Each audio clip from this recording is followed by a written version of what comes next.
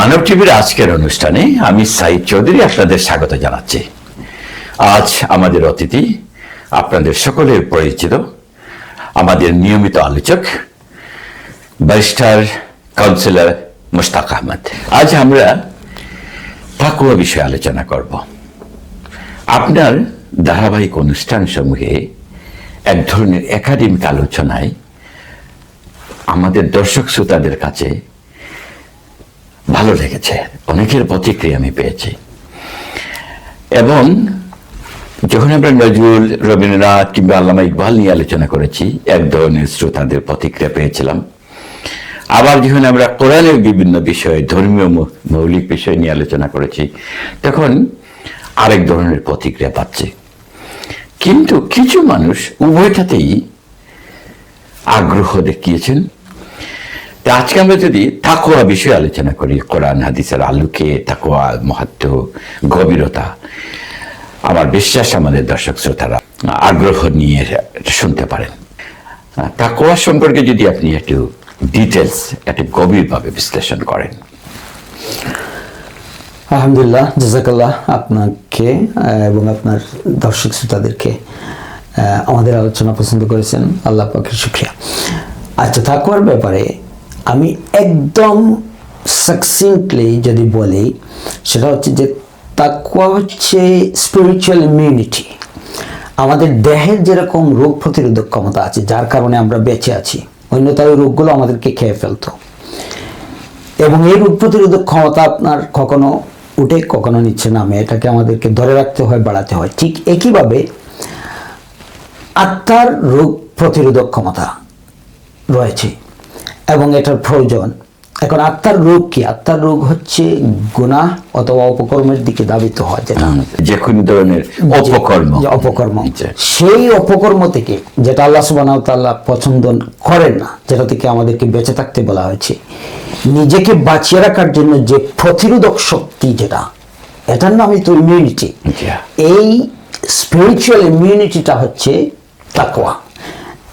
এই spiritual immunity যার মধ্যে যত বেশি, আল্লাহ সুবহানাহু ওয়া তাআলার দৃষ্টিতে তিনি সর্বশ্রেষ্ঠ। ইন্না আকরামাকুম ইনদাল্লাহি আতকাকুম, যে তোমাদের মধ্যে সেই শ্রেষ্ঠ যার মধ্যে এই স্পিরিচুয়াল ইমিউনিটিটা যার মধ্যে বেশি। আসলে আমাদের পছন্দেরও যে বিষয়গুলো আছে, আমরা যারা সমাজের ভালো চাই, কল্যাণ চাই, শৃঙ্খলা চাই, নৈতিকতা চাই, স্বচ্ছতা চাই, হচ্ছে যে আল্লাহ এটা ভালোবাসেন। এই চাওয়ার ক্ষেত্রেও এর বিপরীত যে ধর্মগুলো আছে, ক্যারেক্টারগুলো আছে, অনৈতিকতা, বিশৃঙ্খলা, স্বার্থ, সমাজে কলহ সৃষ্টি করা, এইগুলোই তো অপরাধ, এইগুলোই তো পাপ। তো এই অপরাধ থেকে বাঁচতে হলে তাকওয়া, এবং এটা আল্লাহ পছন্দ করেন। তো এই তাকওয়া মানদণ্ড অর্জনের জন্য আমাদের কি করতে হবে? চমৎকার প্রশ্ন। প্রথম কথা হচ্ছে, তাকওয়া আমাদের মধ্যে সন্নিবেশিত করে দেয়া হয়েছে। ফাআলহামাহা ফুজুরহা ওয়া তাকওয়াহা, আল্লাহ সুবহানাহু ওয়া তাআলা বলেন যে আমি ইলহাম করে দিয়েছি তোমাদের মধ্যে, ওয়া নাফসিন ওয়া মা সাওয়াহা, যখন তোমাদের নফস অর্থাৎ সত্তাকে আমি সন্নিবেশিত করলাম, আমি গঠিত করলাম, পরিগঠিত করলাম। আল্লাহ সুবহানাহু ওয়া তাআলা বলতেছেন ফাআলহামাহা ফুজুরহা ওয়া তাকওয়াহা। ফুজুর হচ্ছে নেগেটিভ টেন্ডেন্সি, অপশক্তির যে টেন্ডেন্সি, এটা আল্লাহ ইলহাম করছে আমাদের মধ্যে, এবং তাকওয়া ইলহাম করছে। কাদ আফলাহা মান যাক্কাহা ওয়া কাদ খাবা মান দাসসাহা। তারপরে আল্লাহ সুবহানাহু ওয়া তাআলা বলে দিচ্ছেন, সেই সফল কাম হলো যে এই যে দুই দ্বান্দ্বিক অবস্থার মধ্যে যে নিজের নফসের তাজকিয়া করলো, সহজ ভাষায় যেটা। এখন আমরা কি পেলাম? আমরা পেলাম যে তাকওয়া মূলত জন্মসূত্রে আমরা একোয়ার করেছি, একোয়ার বলবো না, জন্মসূত্রে আমরা আমাদের মাঝে আছে, গিফটেড, আমাদের মধ্যে আছে। এখন প্রশ্ন হচ্ছে যে এই তাকওয়াটা রমাদান মাসের ব্যাপারে যখন কথা আসে, তখন আল্লাহ বলেন যে লাআল্লাকুম তাত্তাকুন শাহরু রমাদান আল্লাযী উনজিলা ফীহিল কুরআন হুদাল লিন-নাস বায়িনাতিন মিনাল হুদা ওয়াল ফুরকান। না, এই জায়গায় আমার একটা প্রশ্ন আছে, যে আমরা কখনো দেখছি যে মুত্তাকিদের জন্য হেদায়েত, যেমন কোরআনের কথা আছে বা রমজানের কথাতে আছে, আবার কখনো দেখা যাচ্ছে যে মানুষের জন্য হেদায়েত, এই কোরআন মানুষের জন্য হেদায়েত। এই যে কখনো মুত্তাকিদের জন্য, কখনো মানুষের জন্য, এই তফাৎটা সাধারণ নিয়ে তো বুঝতে পারে না। আল্লাহ তাআলা এটাতে কিভাবে বোঝাচ্ছেন, কি বোঝাতে চাইছেন? জি, আল্লাহ সুবহানাহু ওয়া তাআলা কোরআনুল কারীমে এক আয়াত দিয়ে অন্য আয়াতের তাফসীরের সুযোগ আমাদের কাছে রেখেছেন, সাপোর্ট করে দিচ্ছেন। জি। সো এভাবেই হচ্ছে কোরআনের একটা অন্যতম বৈশিষ্ট্য এলোকুয়েন্স। এখানে আমরা কোরআনুল কারীমের শুরুর দিকে সূরাতুল বাকারাতে আমরা যদি দেখি তাহলে দেখতে পাই যে হুদাল্লিল মুত্তাকিন, বিসমিল্লাহির রহমানির রহিম, আলিফ লাম মিম যালিকাল কিতাবু লা রাইবা ফি হুদাল্লিল মুত্তাকিন। মুত্তাকিদের জন্য এটা হুদা অথবা পথ প্রদর্শক। অন্য জায়গায় আমরা দেখতে পাই যে শাহরুর রমাদান আল্লাযী উনজিলা ফীহিল কুরআন হুদাল লিন-নাস ওয়া বাইয়িনাতিন মিনাল হুদা ওয়াল ফুরকান, সত্য এবং মিথ্যার পার্থক্য নিরূপণকারী এবং মানুষের জন্য, সমগ্র মানবতার জন্য এটা কি, এটা হুদা বা পথ প্রদর্শক। তাহলে কোনটা আসলে দুটো, বা ব্যাখ্যাটা কিভাবে, ব্যাখ্যাটা কি? এখানে এই this is a paradoxical situation basically, যেটা একরকম মনে হলেও সেরকম না, যেরকম মনে হয়। সো আল্লাহ সুবহানাহু ওয়া তাআলা সিম্পলি বলতেছেন যে এটা সব মানুষের জন্য, সবার জন্য, সবাই এখান থেকে ফায়দা নিতে পারবে, কিন্তু এটা থেকে ফায়দা যারা নিতে চায় অথবা নিতে পারবে তাদেরকে মুত্তাকি হতে হবে। মুত্তাকি হতে হলে আল্লাযীনা ইউমিনুনা বিল গায়বি ওয়া ইউকিমুনাস সালাতা ওয়া ইউতুজ যাকাতা, এভাবে আল্লাহ পাক কন্টিনিউ করছেন। কোরআনুল কারীমের অন্যান্য আয়াতে মুত্তাকিদের বৈশিষ্ট্যগুলো আল্লাহ সুবহানাহু ওয়া তাআলা চমৎকারভাবে পেশ করেছেন। এবং আমরা যদি আমাদের রিসার্চ এবং আমাদের পঠন থেকে যদি আমরা শিখতে চাই তাহলে সেখানে গেলে আমরা দেখব যে অধিকাংশ বৈশিষ্ট্যগুলোই হচ্ছে আমাদের নিজেদেরকে উন্নত করার জন্য, আমাদের ব্যক্তিত্বকে গঠন করার জন্য। আমরা মানুষ, জন্মসূত্রে যে মানুষ, সেই মানুষের যে মনুষ্যত্ব আল্লাহ সুবহানাহু ওয়া তাআলা আমাদের মধ্যে যে বীজটা দিয়েছেন, সেই বীজকে আমরা যেত একটা প্রকাণ্ড মহির হয়ে রূপান্তরিত করতে পারি, সেই ধরনের একটা জীবন সংগ্রামে এবং সেই গাইডেন্স এবং সেই গুণাবলীগুলো অর্জন করার জন্য আল্লাহ আমাদেরকে বলেছেন। এখন ধরেন যদি উদাহরণ দেওয়া যায় যে একটা ভালো স্কুল, সে কলেজ হতে পারে, ইউনিভার্সিটি হতে পারে, যেখানে ভর্তির সুযোগ তো দেওয়া হয়েছে, এটা সব মানুষের জন্য, কিন্তু ভর্তি হতে হলে স্কুল থেকে ভালো রেজাল্ট করলে কলেজে যাওয়া যায়, কলেজ থেকে আরো ভালো রেজাল্ট করলে এই ইউনিভার্সিটিতে, উন্নত মানের ইউনিভার্সিটি অক্সফোর্ড কেমব্রিজে পড়তে হলে ওইরকম মার্ক করতে হয়, ভালো রেজাল্ট করতে হয়।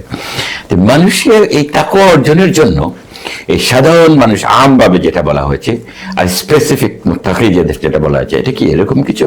আমরা দেখি সূরাতুল আরাফে আল্লাহ সুবহানাহু ওয়া তাআলা আমাদেরকে বলেন, ইয়া বনি আদম, হে বনি আদম, কাদ আনজালনা আলাইকুম লিবাসা, তোমাদের জন্য আমি লিবাস দিয়েছি, আমাদের যে লিবাস যেটাকে আমরা জানি, ইউয়ারি সাওয়াতিকুম ওয়ারিশা, যে তোমরা তোমাদের লজ্জাস্থানকে ঢাকবে এবং অলংকৃত করবে, তোমাদেরকে বিউটিফাই করবে। ওয়া লিবাসুত তাকওয়া যালিকা খায়র, কিন্তু আল্লাহ বলতেছেন কিন্তু তাকওয়ার একটা লিবাস আছে, এটাই হচ্ছে শ্রেষ্ঠ, যালিকা খায়র।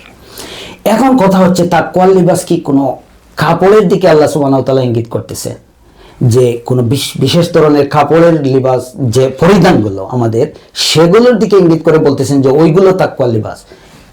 না, উত্তরটা হচ্ছে না। মানে পরিপাটি কোন কাপড়ের বিষয় না, আরেক জায়গায়। এখানে এখন কথা হচ্ছে যে ওই যে আগের লিবাসটা যেটা আল্লাহ বলছেন যে হ্যাঁ মানুষ, তোমাদেরকে আমি লিবাস দিয়েছি তোমাদেরকে এই লজ্জাস্থান ঢাকার জন্য, ওইটা হচ্ছে দেহের লিবাস। এখন তাকওয়াটা থাকে কোথায়? যে জায়গায় তাকওয়া থাকে সেই জায়গায় লিবাসের কথা বলা হয়েছে। আল্লাহ রাসূল সাল্লাল্লাহু আলাইহি ওয়াসাল্লাম বলতেছেন যে আত-তাকওয়া হা হুনা, আত-তাকওয়া হা হুনা, আত-তাকওয়া হা হুনা, যে তিনবার পবিত্র বক্ষ মুবারকের দিকে তার পবিত্র আঙ্গুলি নির্দেশ করে আল্লাহ রাসূল সাল্লাল্লাহু আলাইহি ওয়াসাল্লাম আমাদেরকে জানালেন যে তাকওয়া হচ্ছে তোমার কলবের মধ্যে, তোমার কলবের অন্তঃকরণে। তাহলে এই লিবাসটা কাকে পরাইবেন? দেহকে পরাইবেন না অন্তরকে পরাইবেন? এই অন্তরকে আমি লিবাস পরাইব। এই লিবাসটাতে আমাদেরকে আমরা পড়তে পারি, এটাই হচ্ছে আমাদের আসল সফলতা। সো আল্লাহ সুবহানাহু ওয়া তাআলা তারপরে এই যে অন্তরের লিবাসগুলো, সেগুলো কি, কোন কালারের, কোন ডিজাইনের, এগুলো কিন্তু আমরা কোরআনুল কারীমের বিভিন্ন আয়াতে আমরা দেখতে পাই। লা ইয়ানালাল্লাহু লুহুমুহা ওয়ালা দিমাউহা ওয়ালাকিন ইয়ানালুহুত তাকওয়া, যে এই আয়াতটা এসেছে কোরবানির পশুর ব্যাপারে। আল্লাহ সুবহানাহু ওয়া তাআলা বলেন যে কোরবানির পশুর রক্ত, তার মাংস, সেটা কোনোটাই আমার কাছে আসে না, কিন্তু তোমার হৃদয়ের তাকওয়া আমার কাছে আসে। সমস্ত ইবাদতের ক্ষেত্রে সব জায়গায় হচ্ছে যে এই যে আপনার আমার হৃদয়ের মধ্যে আল্লাহকে নিয়ে আমরা কোন মানে কোন পর্যায়ে আমরা খেয়ে কতটুকু বেশি করে অনুভব করতে পারতেছি, এই রিয়েল আল্লাহর ওয়াস্তে, রিয়েল আল্লাহর জন্য, রিয়েল আল্লাহর হুকুম মানার জন্য, হ্যাঁ, সিনসিয়ারিটি এবং খলুসিয়ত নিয়ে যেটা আমরা করতে পারি, হৃদয় থেকে উৎসাহিত। আল্লাযীনা ইউনফিকুনা ফিস সাররাই ওয়াদ দাররাই ওয়াল কাযিবিনাল গায়জ ওয়াল আফিনা আনিন নাস ওয়াল্লাহু ইউহিব্বুল মুহসিনিন। এই আয়াতে আমরা দেখতে পাচ্ছি মুত্তাকিনদের গুণাবলীর ব্যাপারে আল্লাহ কথা বলতেছেন। ইউনফিকুনা ফিস সাররাই ওয়াদ দাররাই, যারা হাতে যখন পয়সা থাকে তখনও দান করে, পয়সা যখন না থাকে তখনও দান করে। অর্থাৎ দান করাটা তার একটা অভ্যাস এবং এটা তার একটা স্বকীয়তা, তার স্বতন্ত্র ব্যক্তি স্বতন্ত্র, তার সহজাত প্রবৃত্তি। এই যে আপনি একদম সঠিক শব্দটা আমার কষ্ট হচ্ছিল চয়ন করতে, আপনি নিয়ে এসেছেন, একদম তার সহজাত প্রবৃত্তি হয়ে গেছে যে সে হাতে থাকলেও করে, না থাকলেও করে। এখানে আবার কনফিউশনের কোনো সুযোগ নাই। কোরআন কারীমে আমরা এক জায়গায় আমরা দেখতে পাই, একটা আয়াত আছে যে আল্লাহ বলেন যে তোমার দক্ষিণ হস্তকে এত বেশি প্রসারিত করিও না, তারপরে মানে দান করতে গিয়ে এত বেশি দান করো না, পরবর্তীতে তুমি আবার আফসোস করে বসো যে আমি দিয়ে দান করে ফেললাম সবকিছু। কোরআন কারীমে আবার আরেকটা আয়াতে আমরা দেখতে পাই যে আল্লাহর বান্দাদের মধ্যে কিছু বান্দা এরকম আছে যারা নিজেদের জন্য কিছুই না রেখে সবকিছু উজাড় করে দিয়ে দেয়। তাহলে তিনটা আয়াত পেয়ে গেলাম। এখানে মজার বিষয়, এখানে শিকার বিষয় যে আল্লাহ কিভাবে এলোকুয়েন্সের সাথে আমাদেরকে শিক্ষা দিচ্ছেন। একদিকে যে দক্ষিণহস্ত এত বেশি প্রসারিত করো না, এটা হচ্ছে সাধারণ গণমানুষের জন্য, যারা নিজেদেরকে সাধারণ লেভেলে যদি এতটুকুই আপনি ক্ষান্ত হয়ে যেতে চান, আপনি যদি আরো উপরের মাকাম, যদি আপনি উপরের ক্লাসে যদি উঠতে না চান, তাহলে সেখানে ওকে, দ্যাটস ফাইন। মানে সাধারণের জন্য কমন কিছু তো নিয়ম থাকে, কমন কিছু নিয়ম। স্পেশালাইজ যখন হয় তখন তার জন্য তো বিশেষ কিছু সুযোগ এবং কিছু রুল নীতিও থাকে। এবং ওই যে যারা নিজেদের জন্য কোনো কিছুই না রেখে সবকিছু আল্লাহর জন্য উৎসর্গ করে দেয়, এটা আবু বকর সিদ্দিক রাদিয়াল্লাহু তাআলা দানের মহিমা বর্ণনা করতে গিয়ে, সেই উচ্চ মার্গ বর্ণনা করতে গিয়ে আল্লাহ সুবহানাহু ওয়া তাআলা ওই আয়াতটা নাযিল হয়েছিল। তারপরে এখানে আমরা দেখতে পাচ্ছি যে আল্লাহ সুবহানাহু ওয়া তাআলা মুত্তাকিদের ব্যাপারে যখন কথা বলতেছে, তাদের কম থাকলেও দান করে, বেশি থাকলেও দান করে। মানে এই যে দানের ব্যাপারে একটা কোরআনের একটা 3টা আয়াতের মোটামুটি আমরা একটা রিকনসিলিয়েশন এবং এই স্তরের অবস্থানগুলো চিহ্নিত হয়ে গেল।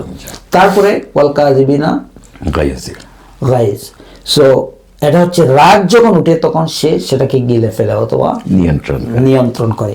কিন্তু কোরআন আল্লাহ সুবহানাহু ওয়া তাআলার কাছ থেকে আসছে, আল্লাহ সুবহানাহু ওয়া তাআলা আমাদেরকে বানাইছেন, আল্লাহ সুবহানাহু ওয়া তাআলা জানেন যে আমাদের রাগ উঠবে, রাগটা উনি ইলহাম করে আমাদের সিস্টেমে দিয়েই দিয়েছেন যে এটাকে, কিন্তু আমাদের দায়িত্ব হচ্ছে সেটাকে নিয়ন্ত্রণ করা। আয়াত কিন্তু এটা বলে নাই মুত্তাকি তারা যারা কখনো রাগ করে না, এটা বলে না, কিন্তু আয়াত বলতেছে যে মুত্তাকি তারা যারা স্বভাবগতভাবে মানুষের মধ্যে রাগ আছে সেটা কখনো পেয়ে বসবে, ইভেন করে সময় প্রয়োজন আছে। যেমন আপনি অন্যের ব্যাপারে আপনি টলারেট করবেন না, আপনি মজবুত হবেন, প্রতিরোধ করবেন, তাইলে তো রাগ দরকার আছে মানে। কিন্তু আপনার রাগকে নিয়ন্ত্রণ করার জন্য সকল ক্ষেত্রে যেহেতু রাগ যায় না, কাজে নিয়ন্ত্রণ করার ব্যাপারটা এখানে বলা হচ্ছে। জি, তো এখানে আমরা পেলাম রাগ নিয়ন্ত্রণের ব্যাপারটা। তারপরে কি ওয়ালা আফিনা আনিন নাস, এখন এখানে হচ্ছে মানুষকে সে মাফ করে দেয়, তার সহজাত প্রবৃত্তি হচ্ছে মাফ করে দেওয়া। মাফ করে দেওয়াটা মুখে বলা সহজ কিন্তু খুব কঠিন, এটা আমাদের নফসের মধ্যে এটা কঠিন। কিন্তু আল্লাহ সুবহানাহু ওয়া তাআলা কোরআন কারীমের অন্য একটা আয়াতে মাফ করার কথা ব্যাপারে বলতে গিয়ে সেখানে বলছেন যে এটা একটা কঠিন কাজ, কিন্তু যারা এই কাজটা করে ফেলতে পারবে তাদের জন্য অনেক উচ্চ। কাজটা আল্লাহর কাজ, আল্লাহর রঙে যখন আমরা রঙিন হব, আল্লাহ আমাদের এই নানা কাজে মাফ করবেন। আর আমরা সামান্য আমার ভাই বেরা, আত্মীয় স্বজন, প্রতিবেশী বা আমাদের যাদের সাথে লেনদেন, তাদের একেবারে মাফ করব না। তো আমরা আল্লাহর কাছে মাফটা চাইবো কোন আশায়? হ্যাঁ, এটা আল্লাহর শিক্ষা, এটা নিশ্চয়ই এটা খুবই। আল্লাহ সুবহানাহু ওয়া তাআলা বলছেন যে আল্লাহর রং ধারণ করো, সিবগাতাল্লাহ ওয়া মান আহসানু মিনাল্লাহি সিবগা, যে আল্লাহর রঙের চেয়ে উন্নত রং আর কার হতে পারে, কোথায় হতে পারে? সো এখানে আল্লাহর রংটা কি? আল্লাহর রংটা হচ্ছে আমরা যেটা দেখতে পাই, মুফাসসিরিনে কেরাম বলছেন, আমাদেরকে শিখাইছেন, সেটা হচ্ছে যে এই যে আল্লাহর গুণাবলী, সিফাত যেগুলো, সেগুলো হচ্ছে আল্লাহ, এবং বিশেষ করে আমাদের ক্ষেত্রে প্রযোজ্য যেসব গুণাবলী আমরা যেন সেটা ধারণ করি, লালন করি। আল্লাহ মাফ করেন, আমাদেরকে মাফ করার কথা বলেন, আপনি যেভাবে বলছেন ঠিক এটা আল্লাহর সেই গুণাবলীকে আমরা ধারণ করা এবং আমরা ক্যারি অন করা, সেটা হচ্ছে আমাদের দায়িত্ব। এবং একইভাবে আমরা যখন সিবগাতাল্লাহ ওয়া মান আহসানু মিনাল্লাহি সিবগা এই অর্থকে দেখি, তখন এই রমাদান হচ্ছে রমাদান মাসে আমাদেরকে কোরআনুল কারীম নাজিল হয়েছে। সো রমাদানে আল্লাহ সুবহানাহু ওয়া তাআলা কোরআন কারীমে বলতেছেন লাআল্লাকুম তাত্তাকুন, যাতে তোমরা সম্ভবত তাকওয়া অর্জন করতে পারো। সম্ভবত তাকওয়া অর্জনের ব্যাপারে এখানে একটা পয়েন্ট আমি শেয়ার করতে চাচ্ছি আপনার দর্শকদের সাথে, সেটা হচ্ছে এই আমাদের হিউম্যান মাইক্রোচিপ, যেটা বলবো আমাদের আত্মার ভিতরে, মডার্ন টেকনোলজিক্যাল টার্মিনোলজিতে বোঝানো সহজ। যেমন আমরা যখন একটি মোবাইল ফোন ক্রয় করি, কিনি, তখন সেটার ভিতরে সিম কার্ড থাকে এবং সিম কার্ডের একটা ডিউরেশন থাকে যে আপনার বাসায় আসবে মোবাইল ফোন, তারপরে আপনি সিম কার্ড অ্যাক্টিভেশন করবেন উইদিন 24 আওয়ার্স ও হোয়াটএভার। অ্যাক্টিভেশনের একটা পর্যায়ে, সিম কার্ডের ঢুকানো একটা ব্যাপার ম্যানুফ্যাকচারারের কাছ থেকে আপনার বাসায় আসার পরে, আপনার হাতে আসার পরে, আমার হাতে আসার পরে সেটার অ্যাক্টিভেশনের আরেকটা ব্যাপার, একটা স্তর। তারপরে আছে অ্যাক্টিভেশন আপনার সফল হবে না যতক্ষণ পর্যন্ত রিসেপশন আপনার আছে, অথবা রিসেপশন। এই তিনটা কথা কি জন্য বললাম, আমি আমার সমাজ থেকে আমি যেটা বোঝার চেষ্টা করছি নিজের জন্য, সেখান থেকে চমৎকার একটা অ্যানালজি পেয়েছি। আল্লাহ সুবহানাহু ওয়া তাআলা যখন বলেন যে ফাআলহামাহা ফুজুরাহা ওয়া তাকওয়াহা, তাকওয়ার সিম কার্ড আল্লাহ ঢুকিয়ে দিয়েছেন আমাদের হিউম্যান মাইক্রোচিপ হিসাবে আমাদের ভিতরে। সো এই মাইক্রোচিপটা দুনিয়াতে যখন আসছে, এখন অ্যাক্টিভেশনের প্রয়োজন। এখন অ্যাক্টিভেশনের জন্য ওই যে রিসেপশন অথবা নেটওয়ার্ক ভালো থাকার প্রয়োজন। লাআল্লাকুম তাত্তাকুন, রমাদান মাসে আল্লাহ স্পেসিফিকলি ওই সময় তাকওয়ার জন্য সম্ভবত তাকওয়া হাসিল করতে পারো, এটা বলে আল্লাহ আমাদেরকে ইঙ্গিত দিচ্ছেন যে এখন রিসেপশনটা ভেরি হাই, ভেরি উর্বর, ফার্টাইল। এখন ওয়েবটা ভালো। এই যে আপনার টার্মিনোলজি যেগুলো চলে আসছে, আমি আইটি মানুষ না, তারপরে আপনি এই যে বিজ্ঞানের নতুন আবিষ্কারের সাথে সাদৃশ্যপূর্ণ করে ব্যাখ্যা দিচ্ছেন, নিউ জেনারেশনের আন্ডারস্ট্যান্ড করতে, বুঝতে সহজ হবে, এটা খুবই ভালো। তো এখন অ্যাক্টিভেশনটা কি দিয়ে হবে? অ্যাক্টিভেশনটা হবে যে আমরা এই যে গুণাবলীগুলো অর্জন করব, কিন্তু এই গুণাবলী অর্জন করার ক্ষেত্রে স্পিড আপ হইতে হলে এই রমাদান মাস হচ্ছে, এইখানে হচ্ছে নেটওয়ার্কিং ভালো, রিসেপশন ভালো। এই সময় কেমনে ভালো, এটারও দলিল আছে। আল্লাহ সুবহানাহু ওয়া তাআলা আমরা জানি হাদিসের জায়গা থেকে যে ওই সময় শয়তানকে বেঁধে রাখছেন, তারপরে অপশক্তির যে প্রভাব আছে এই প্রভাবটাকে আল্লাহ কমিয়ে ফেলতেছেন অথবা একদম দূরীভূত করে ফেলতেছেন, নিয়ন্ত্রণ করে দিচ্ছেন, শয়তানকে ধরে যাতে করে আমাদের এই যে সুযোগটা বাড়িয়ে দিচ্ছেন আমাদের, অর্থাৎ অপরচুনিটি, এবং আমরা যাতে সত্যিকার তাকওয়ার সেই লেভেলটা অর্জন করতে পারি। এখন তাকওয়া যদি জন্মগত সূত্রে তো আমাদের আছেই, তারপরে হচ্ছে আপনার একটা লেভেল পর্যন্ত আছে, আমার একটা লেভেল পর্যন্ত আছে, অন্যান্য ভাই বোনদের মুমিনদের একটা লেভেল পর্যন্ত আছে, কিন্তু কেউ আমরা বলতে পারবো না আমার আপগ্রেডেশনের প্রয়োজন নাই। আপগ্রেডেশন এটা তো দুনিয়ার কোনো কিছুতেই, সবকিছুতেই তো আস্তে আস্তে উঁচু মার্গে যেতে হয়, এবং আল্লাহ তাআলা আমাদের সুযোগ করে দিচ্ছেন যে আমরা যেন সাধনা এবং কামনা, এই রমজানে আমরা কিছু কাজ করব আর কিছু আল্লাহর সাহায্য নেব, তাই আমরা আরেকটা লেভেলে যেতে পারবো। জি, এখন এই upgradation again going back to my SIM card mobile phone অ্যানালজিতে, আমরা একটা ফোন আনি, তারপরে আজকালকে ওই ফোনের ভিতরে আপনি আবার আপগ্রেড করতে পারেন, এটার মেমোরি ইনক্রিজ করতে পারেন, দিস এন্ড দ্যাট, অনেক কিছু করতে পারেন। ঠিক একইভাবে আমরা আল্লাহ সুবহানাহু ওয়া তাআলার সাথে আমাদের আত্মার যে তাকওয়ার যে মাইক্রোচিপ, যেটা সেটাকে আপগ্রেড করার সুবর্ণ সুযোগ হচ্ছে রমাদান মাস। এবং যখন যে সবচেয়ে ভালো জায়গায় আসলো, সে পরিপূর্ণ মুত্তাকি হয়ে গেল, বোঝা গেল, এবং 3G থেকে 4G 5G তে চলে আসলো। সুবহানাল্লাহ, সুবহানাল্লাহ। আয়াতটা শুরু হয় লাইসাল বিররা আন তুওয়াল্লু, লাইসাল বিররা, নেকি এটা নয়। আল্লাহ সুবহানাহু ওয়া তাআলা আয়াতটা শুরু করতেছেন এটা নেকি না বলে, এরকম, এতে বোঝা যাচ্ছে আমাদের সাথে কথা বলতেছেন যে আমরা নেকি কোনো কিছু একটাকে ধরে নিচ্ছি, কিন্তু আল্লাহ বলেন এটা এই কনসেপ্টকে নেগেট করতে, লাইসাল বিররা।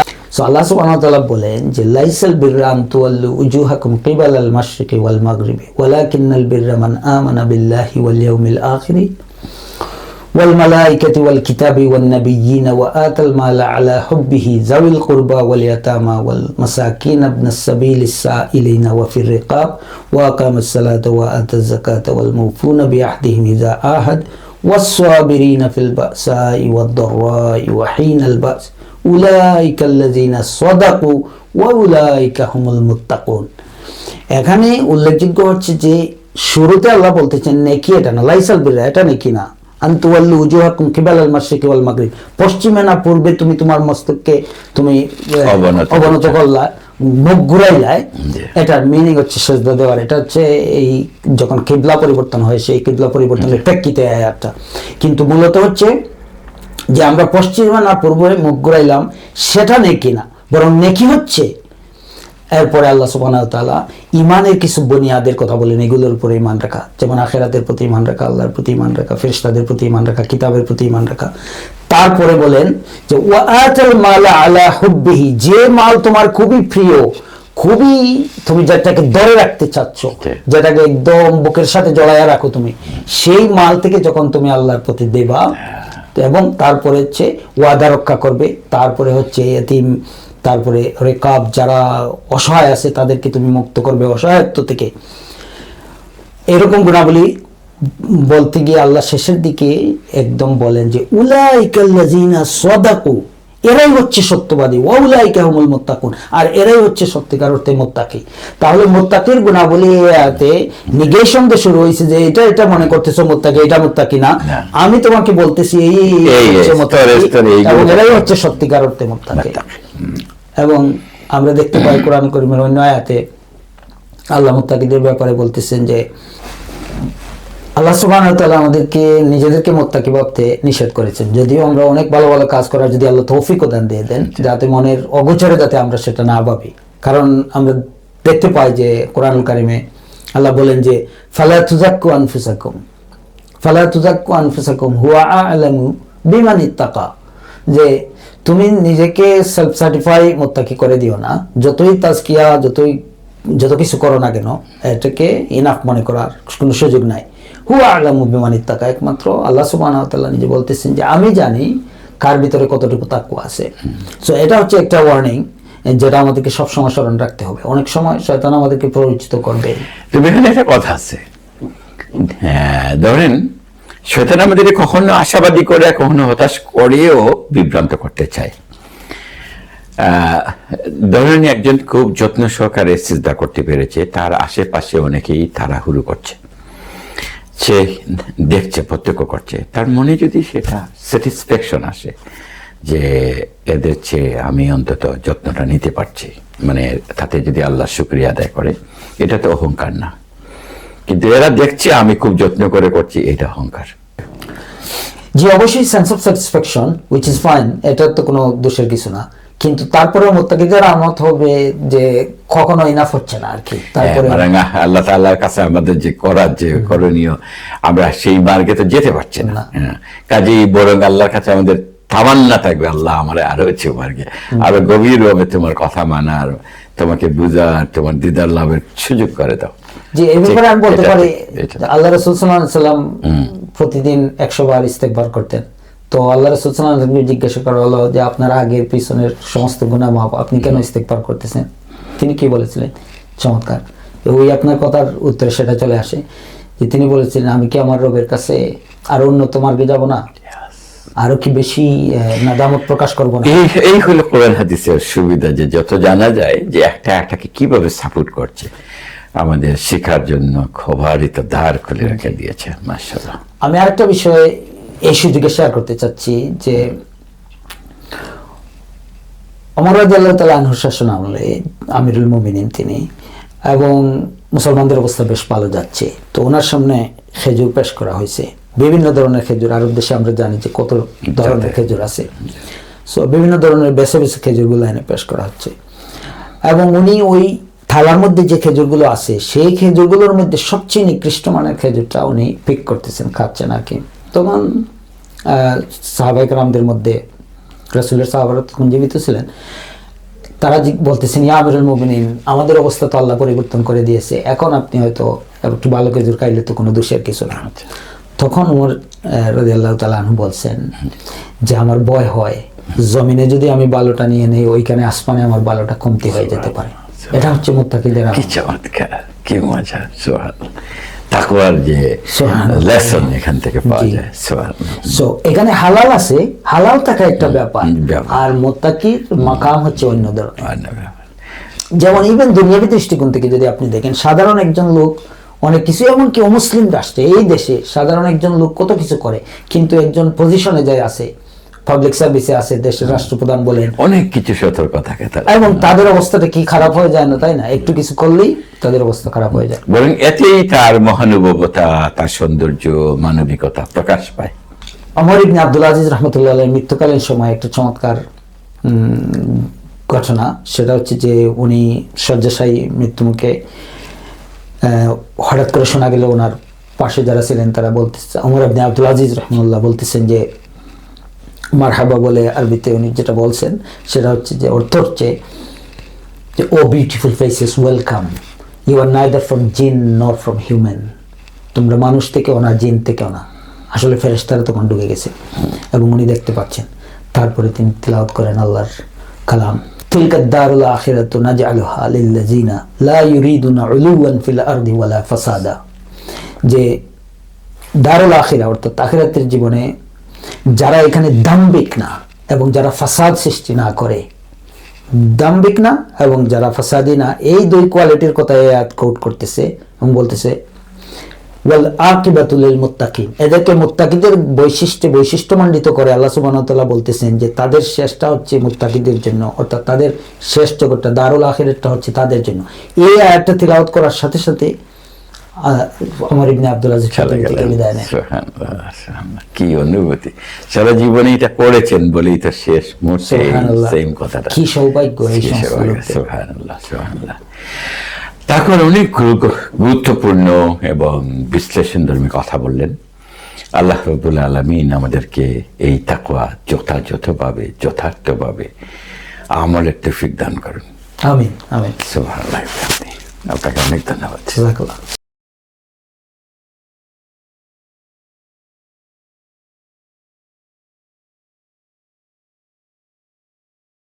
Are you living in the UK but looking to buy, sell, rent, or manage property in Bangladesh? Introducing Cube Estate, your trusted real estate partner. Our services: guaranteed rental service. Earn a steady income by renting out your property hassle-free. 0% commission property management. Professional and reliable management without any extra charges. Property buying and selling. Secure transactions and the best market prices. Why choose Cube Estate? Transparent and reliable services, hassle-free property management, trusted by clients in the UK and Bangladesh. Contact us today. Let Cube Estate handle your property needs while you enjoy peace of mind. Cube Estate, turning your property goals into reality.